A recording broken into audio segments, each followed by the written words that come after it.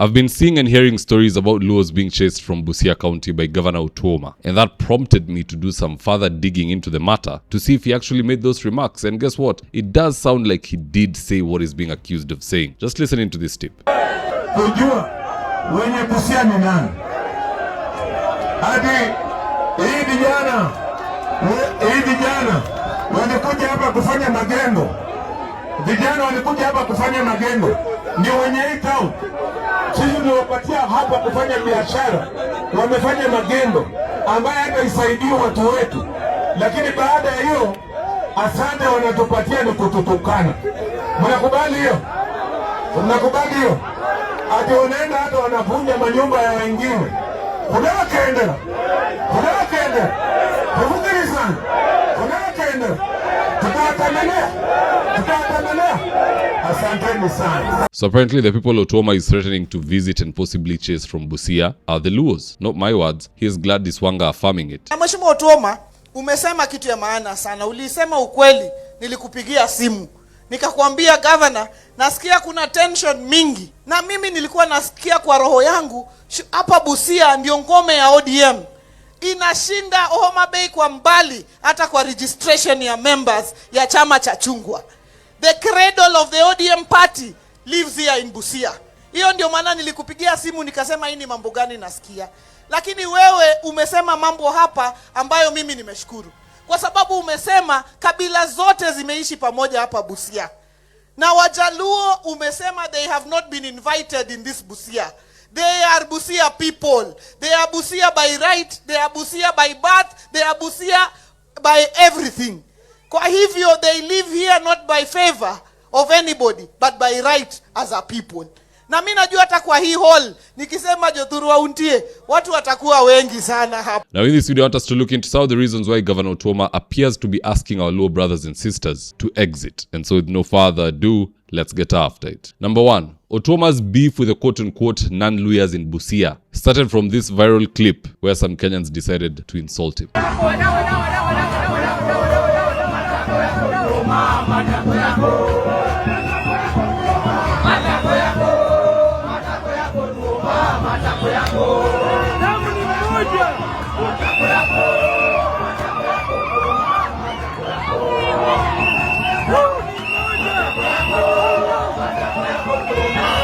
And I'm not even assuming that that's what got under his skin. He's on record complaining about it. In fact, here's the tip. There was another boy here called Kogelo. Raila called me. I gave 1 million shillings. Kutibu yeye. Baada yeye kufa wananitukana Otwoma matako yako. Kwani hao wana matako? Sitaki hiyo vitu mkuje muingize kwa ODM kwanza kusumbua party leader. That has nothing to do with ODM. Juzi tumekuwa kule tukipata report ya watoto wetu wale wame. So according to Otwoma, those people insulting him cannot be his fellow Luyas, and as such, they are all outsiders coming in to threaten his existence. To which end I say, Bwana, watu si wajinga bwana.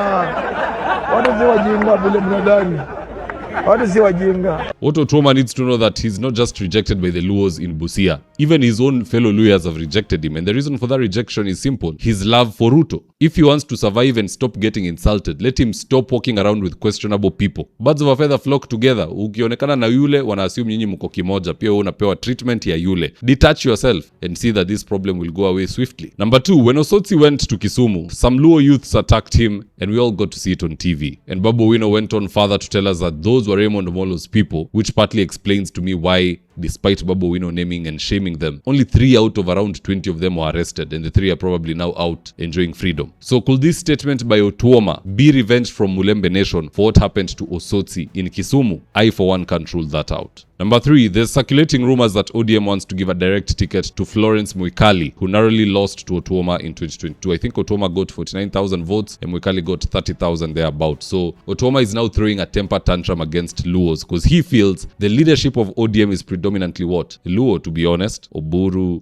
Wanga, Junet is there. He's not Luo, but he does speak the language. His wife is Luo, so he's integrated in the system. And he's feeling these are the people who are targeting me, so I must also, it's a Neanderthal thinking, if you ask me. Never ever profile anybody because of tribe. If we all start treating people wrong because of where they are currently, how many of you who are watching will be safe? And that's exactly my point. We have Luos in Mlima Kenya, we have people from Mlima Kenya in Nyanza, we have people from Nyanza in Western, we have people from the coastal region in Kibera, and so on and so forth. That is what freedom looks like, and that's how Kenya ought to look like. Until, of course, such leaders step up to the stage and they start spewing nonsense that gets us segregated. We must reject this. In between now and 2027 and actually the end of the earth, this is how we should be, integrated as one and not living as divided people for the sake of the selfish agenda of some leaders. But at the end of the day, guys, that's just my opinion. Let's head on over to X to see what other Kenyans have to say about this, and I quote. The Kenyan vigilante said, tensions are high in Busia after goons allegedly linked to Governor Paul Otwoma raided and vandalized the home of youth activist Edwin Omondi Wepuhulu, known as Chikuze.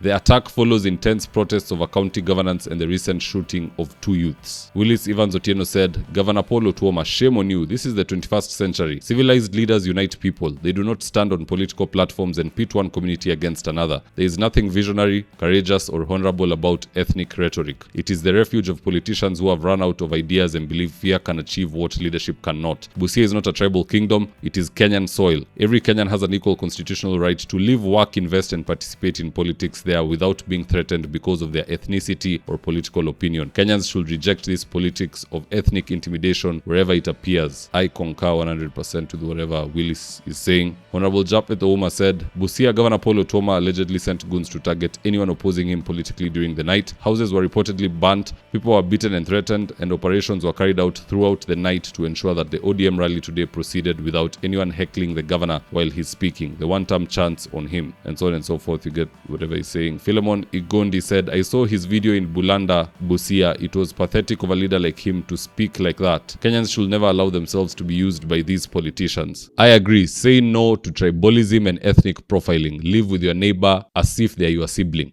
Vile tu Biblia inasema, do unto others what you want to be done unto you. If you feel it is right to chase people who are not from your predominant community hapo in the locality, do it, provided you also expect that pia ukienda ugenini na ukue treated hivyo hautateta. Don't do just what you feel is fair for you. Do what is also fair for others. Let's have camaraderie in between now, election, and thereafter. That's just my take, guys. Do drop your comments in the comment section below. I'll do best to read them and to give you a response. So with that, here today's ads of the day. If you're in need of electrical wiring, solar installation, or electrical fittings such as strip lights, snake lights, downlighters, or chandeliers, contact Engineer Wycliffe at 0707 476602 and he'll get your house dapped up.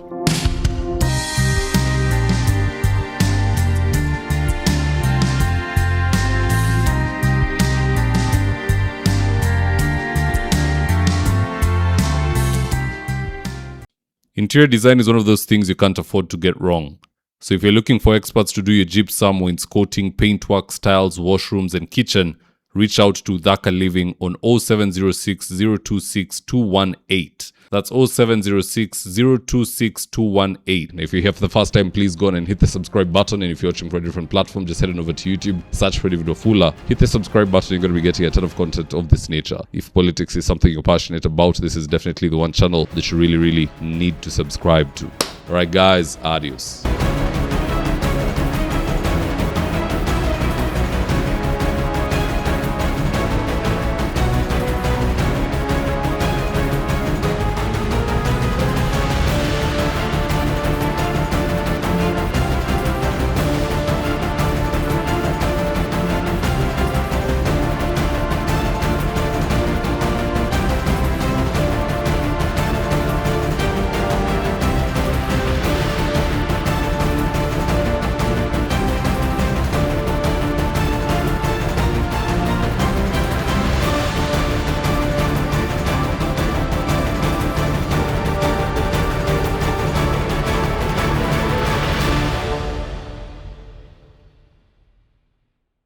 Thank you for choosing David Wafula as your primary news platform.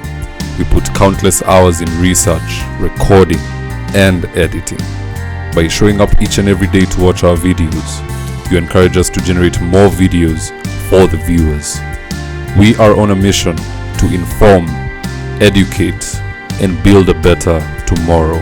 To our thousands of followers in a world full of presidents, kings, and queens, you are the real gem. Adios.